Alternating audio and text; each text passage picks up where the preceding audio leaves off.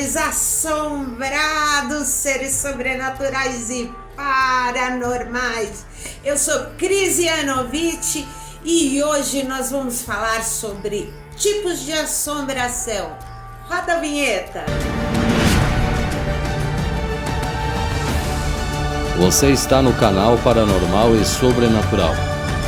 Aqui você encontrará relatos de assombrações, investigações e muita informação sobre o sobrenatural. Inscreva-se e acione o sininho para receber as novidades. Bom, em primeiro lugar, a gente vai esclarecer que uma assombração é tida normalmente como um espírito humano que vem perturbando alguém, ou em alguns casos cita-se até a existência de demônios de outros seres, né? Bom, então eu vou contar para você que não apenas espíritos humanos podem promover uma assombração, ok? E o primeiro tipo de ser que a gente vai citar são os elementais.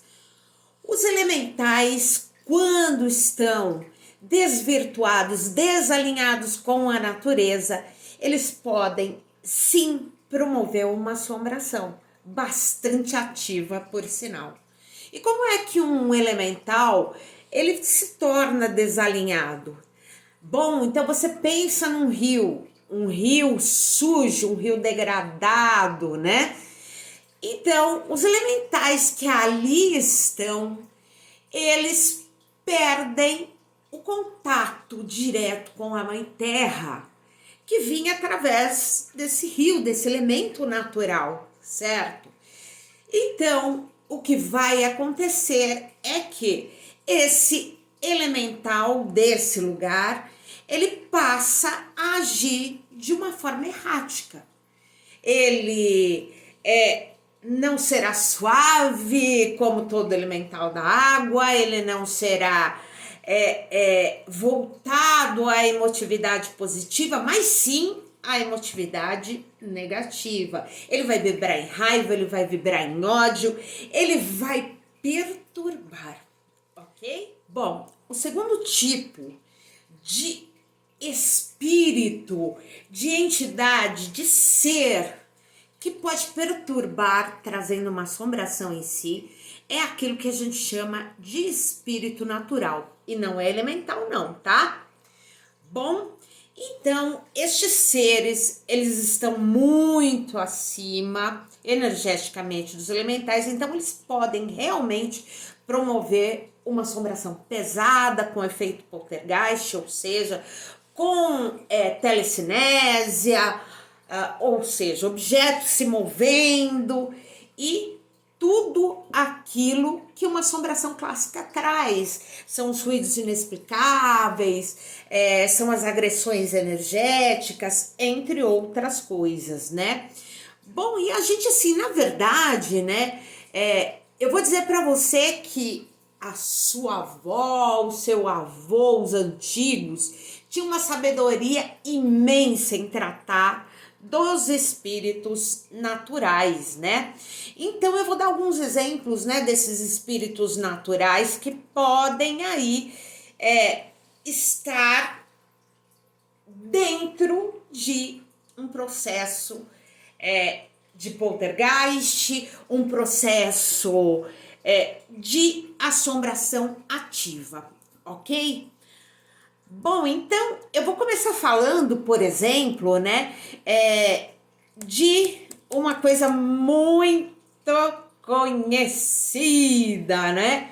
Na verdade é conhecido por vários nomes no mundo inteiro, né? Então você vai encontrar La Llorona lá no México, você vai encontrar similares lá na tradição irlandesa, você vai encontrar o bradador aqui no Brasil, entre outros, tá? Que são seres que estão ligados imensamente à Terra, mas que por motivos diversos eles acabam deslocados, tá? Esses motivos podem variar desde degradação de meio ambiente, pode também ter sido construído, por exemplo, uma casa num determinado lugar que fazia parte do reino dele, né?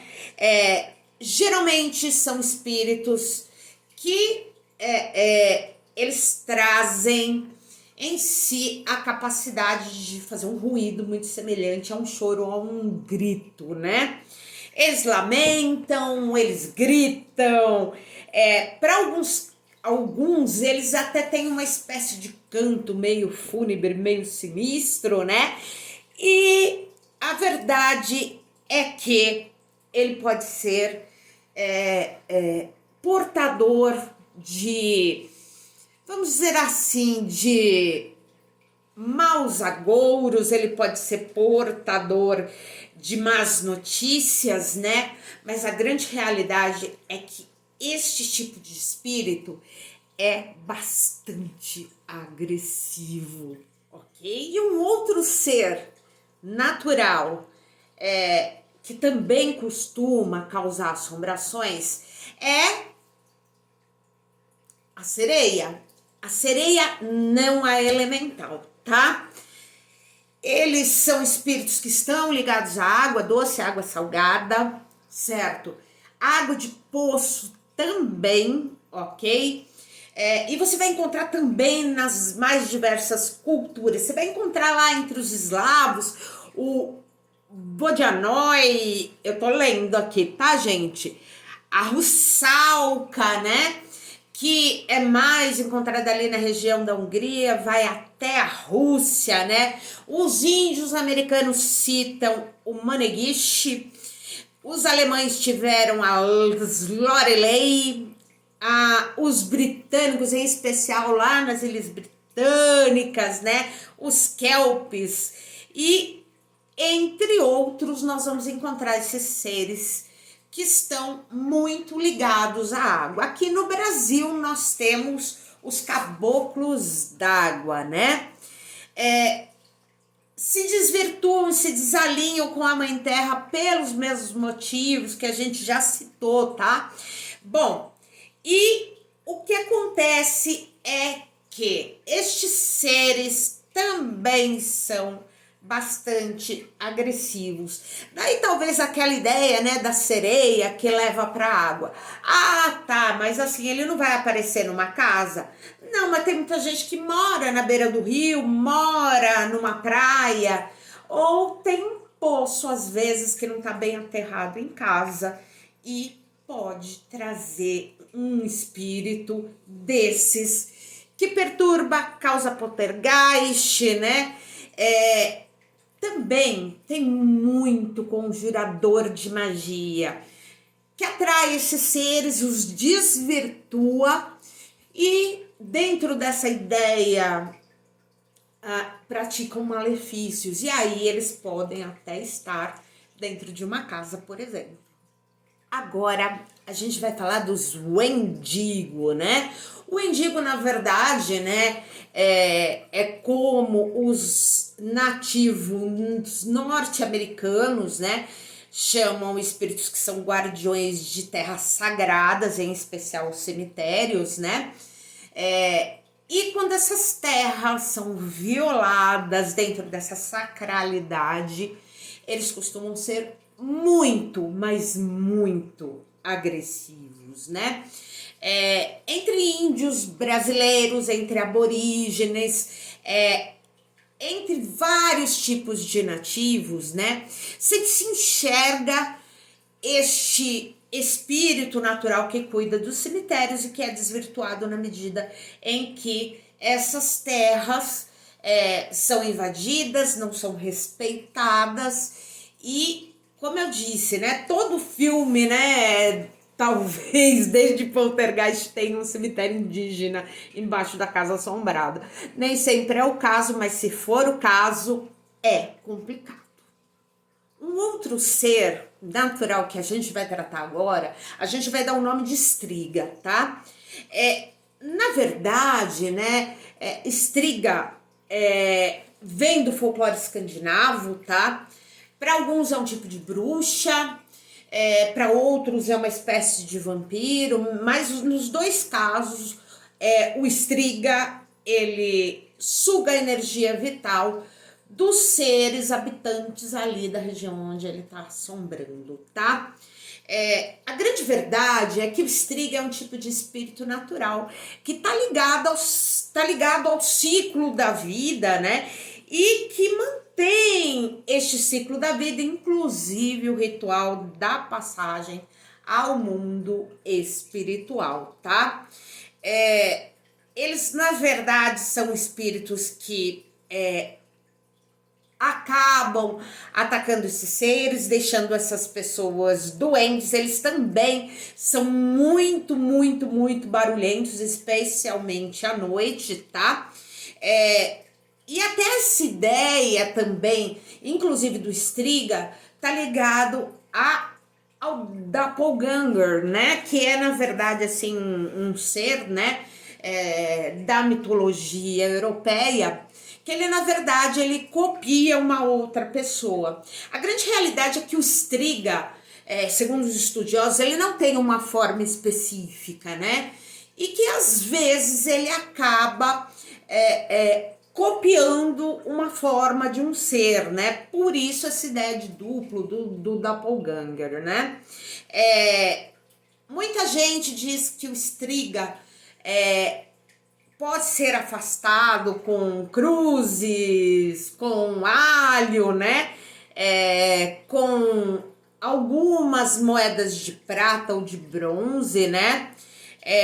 Mas a grande verdade é que a ideia é levar o Striga de volta ao seu ciclo natural junto à Mãe Terra, ok? Um outro tipo de espírito natural que a gente vai tratar aqui são os balborinhos, tá? Os balborinhos têm uma similaridade muito grande com aquele personagem do folclore brasileiro, o Saci Pererê. Porque eles, na verdade, eles se escondem em redemoinhos de vento. Dentro da tradição portuguesa, né, os balborinhos são extremamente malignos, né, e eles acabam perseguindo especialmente almas humanas, né. A grande verdade é que eles, enquanto espíritos naturais, eles têm um psiquismo infantil, né, e quando eles acabam saindo do ciclo natural de contato com a Mãe Terra, quando o reino deles é invadido, eles acabam tendo o comportamento, por exemplo, de uma criança. Aliás, eu vou dizer para vocês, mesmo se tratando de espíritos humanos, né, a gente falando de espíritos humanos, né, espíritos que estão perdidos por aí, os casos de poltergeist mais sérios que existem são aqueles relacionados com espíritos de psiquismo infantil, tá? Bom, voltando aí o balborinho, né? Então, eles costumam assoviar, assim como o Saci, né? Costumam deixar as pessoas perdidas na mata, né? Eles promovem ilusões, visões absurdas, alucinações. Bom, então esses são alguns seres que a gente citou, óbvio, existem muitos e muitos mais, né? Mas a gente sempre tem que pensar assim, ele enquanto ser natural, ele tá encaixado dentro do ciclo da vida, dentro da força única da Mãe Terra, e são absolutamente inofensivos, né? Mas pelas desordens promovidas, pela agressão que ocorre à Mãe Terra por diversos seres, né? Então esses seres, eles estão fora do lugar natural deles, eles estão desorganizados, eles estão energeticamente desalinhados e mais do que isso, eles estão caóticos.